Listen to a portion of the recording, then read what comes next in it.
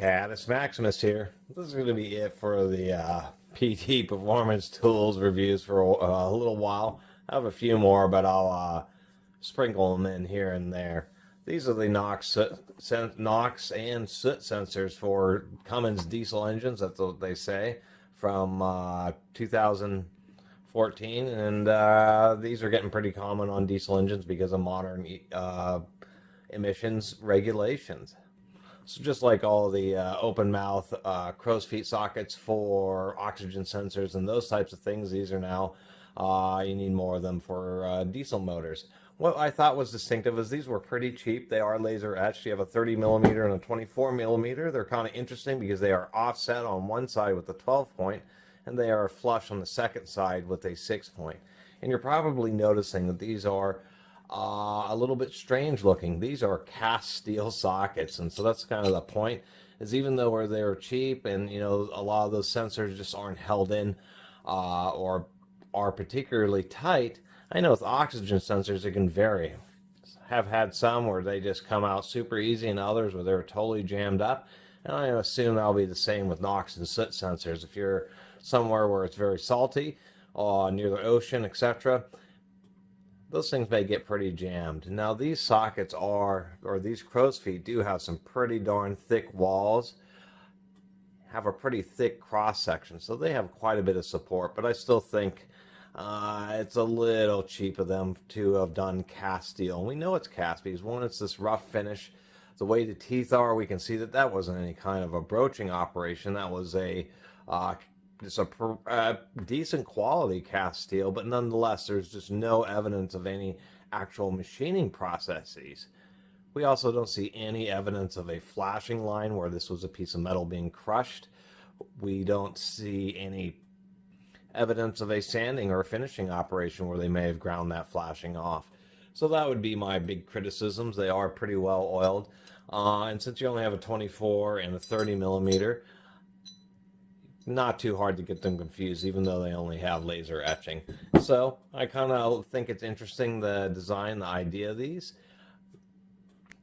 And for something you may not use very often, specifically for those sensors, being cast steel isn't the worst. The thing is when you buy tools like these, maybe, I am seeing a little bit of evidence of maybe that's just a casting flaw, but that almost looks like a bit of sanding.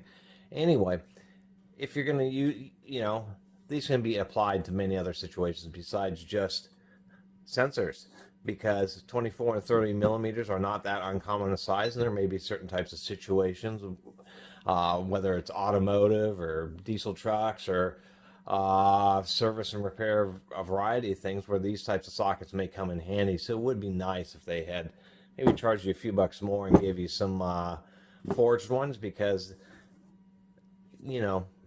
just don't know how well these are going to hold up, particularly because I don't think it's going to be this side that actually even fails on these. It's really how thin it is right here. Once we get the half-inch drive in there, we can really see that, there's probably enough material, but not in excess. It's the easiest way of saying it.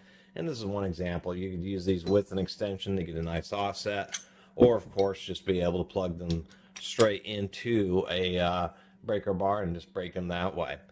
One thing I also noticed from the casting is that it's dark in the dynamic range. There you go.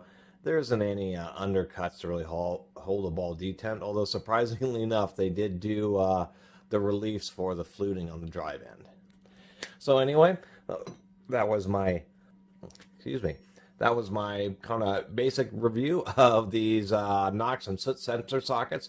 I got them because they are large size crow's feet, 24 and 30 millimeter, and thought there'll be some time where either I actually use them, of course, for their intended purpose, or they just may be the right socket for the particular fastener that I'm working with.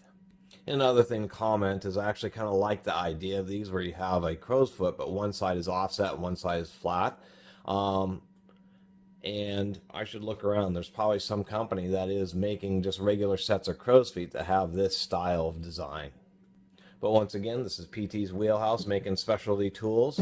And for the price, which, I got these for pretty cheap because they were on a steep discount. But for the normal price, which I think is around 30 bucks, it may be like 25, for these kind of specialty sockets, probably the best deal around. I'm sure that from the professional tool truck brands, just one of these, like the 24 millimeter, could easily be a $50 unit just because it's such a specialized socket. Anyway, I really appreciate everybody who's been watching and subscribing and commenting on the channel. And if you haven't subscribed, please do. Until next time, Catus Maximus out.